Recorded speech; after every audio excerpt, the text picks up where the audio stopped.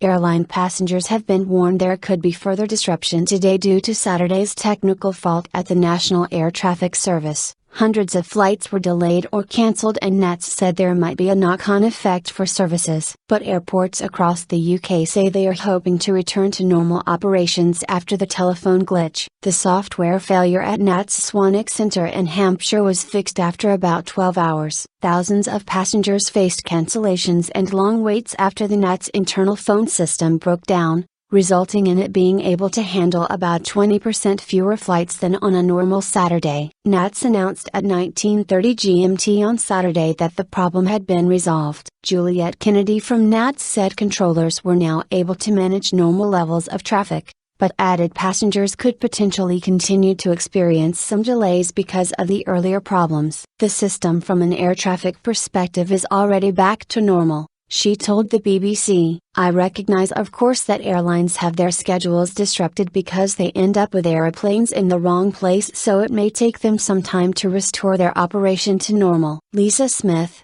who is trying to travel to Lapland with her son Thomas, was among those still facing delays at Norwich Airport. We came here 2 years ago to go and the plane was delayed then and then it was cancelled because there was too much ice on the runway, so it's a little bit like deja vu, she said. The worst affected airport, Heathrow, which had cancelled 228 flights by 18:55 GMT on Saturday, said there were no planned changes to its schedule. But along with many other airports, it was advising passengers to check their flight status before traveling. Airports affected on Saturday also included Gatwick, Stansted, Cardiff, Belfast and Glasgow. By 1600 hours GMT on Saturday, Nats said it had handled 2,576 flights compared with 2,905 at the same time last week. Ryanair said 300 of its flights had been delayed on Saturday with 12 cancelled, and called on the Civil Aviation Authority,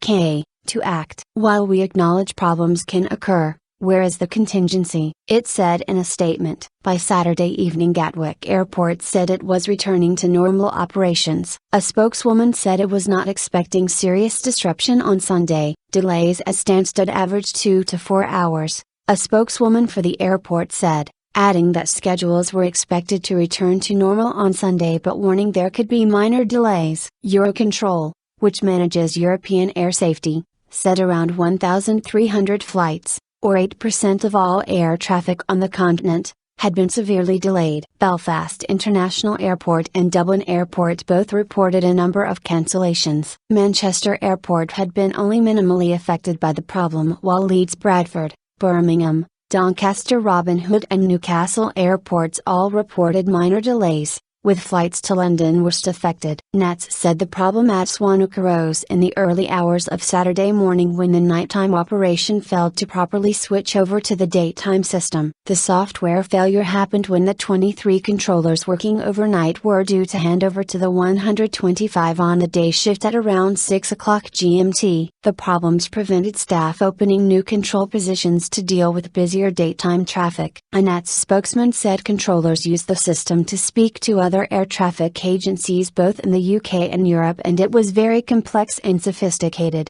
Not simply internal telephones. The BBC's transport correspondent Richard Westgate said it was a totally different issue to a software problem that saw flights in southern England delayed due to technical problems in July.